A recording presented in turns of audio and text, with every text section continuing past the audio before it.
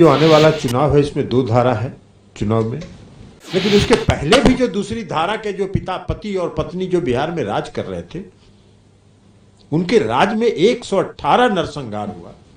एकक नरसंहार में 60 लोग, 70 लोग, 75 लोग निर्दोष बच्चे, बूढ़े, जवान, बूढ़ी, औरत, महिला की हत्या होती रही। दूसरा आग्रह करना है कि ये चुनाव भी होना है इसी साल और 2 महीना के अंदर चुनाव की घोषणा होनी। अब इस चुनाव में जो आने वाला चुनाव है इसमें 2 धारा है चुनाव में। एक धारा है कि मुख्यमंत्री आदरणीय नीतीश कुमार जी कर रहे हैं। बिहार में जो विकास हुआ है और खास करके जहानाबाद और अरवल के इलाके में जो विकास हुआ है वो देखने लायक अद्भुत है। हमको तो अभी इस 2019 के लोकसभा के चुनाव में कई इलाकों में जाने का मौका मिला, पहले भी जाते रहे हैं। जो सड़क बनी है और जो सड़कों का निर्माण हुआ है, कोई इलाका कहीं से कहीं जुड़ गया है सड़क से। किधर से भी कहीं से कहीं आप पहुंच सकते हैं। सड़क जो है जहानाबाद और अरवल के इलाके में, शायद इसकी कल्पना भी नहीं की होगी जहानाबाद और अरवल के लोग, और इसको तो रोज आप अनुभव कर रहे हैं। जहानाबाद के लोग इसको रोज अनुभव कर रहे हैं, अरवल के लोग रोज इसको देख रहे हैं, इसलिए इसमें कोई बताने की जरूरत नहीं है।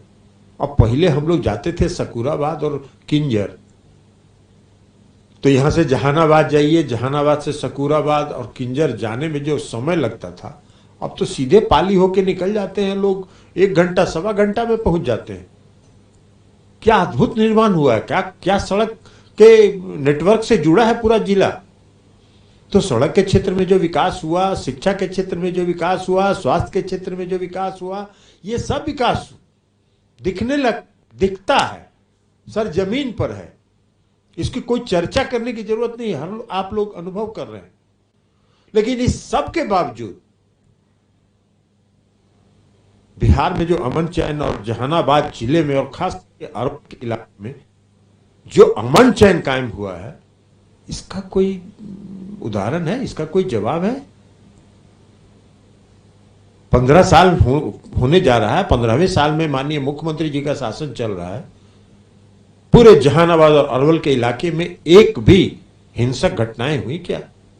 व्यक्तिगत छिटपुट हिंसक घटना अलग चीज है, लेकिन उसके पहले भी जो दूसरी धारा के जो पिता पति और पत्नी जो बिहार में राज कर रहे थे, उनके राज में 118 नरसंहार हुआ। और 118 नरसंहार में सबसे ज्यादा 99% अगर नरसंहार हुआ तो जहानाबाद और अरवल के इलाके में नरसंहार हुआ। एकक नरसंहार में 60 लोग, 70 लोग, 75 लोग निर्दोष बच्चे, बूढ़े, जवान, बूढ़ी, औरत, महिला की हत्या होती रही। क्या था जहानाबाद के इलाके में कोई गांव में रहते थे क्या रात में? जहानाबाद का जो गांधी मैदान का इलाका है और जहानाबाद का जो राजा बाजार का इलाका है, या पटना शहर का जो रामकृष्ण नगर का इलाका है, हनुमान नगर का इलाका है, जो बाईपास का इलाका है, कौन लोग आके बसे इसमें? जहानाबाद और अरवल के लोग आके बसे।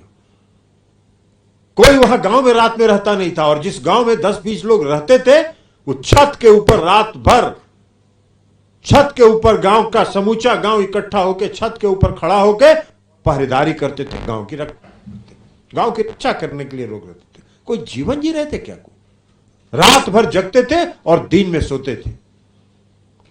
और जब रहने का माहौल उसके बावजूद भी नहीं बचा, तो लोगों को, बच्चों को पढ़ाने के लिए, अपने परिवार की रक्षा के लिए सब लोग आके इन सब इलाकों में, गांधी मैदान, राजा बाजार, रामकृष्ण नगर, हनुमान नगर या बाईपास में आके घर लेके, किराए का मकान लेके, घर बना के लोग अपने परिवार को और बच्चों को पढ़ाने लगे।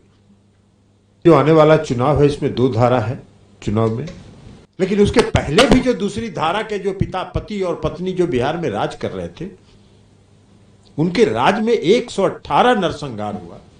एकक नरसंहार में 60 लोग, 70 लोग, 75 लोग निर्दोष बच्चे, बूढ़े, जवान, बूढ़ी, औरत, महिला की हत्या होती रही।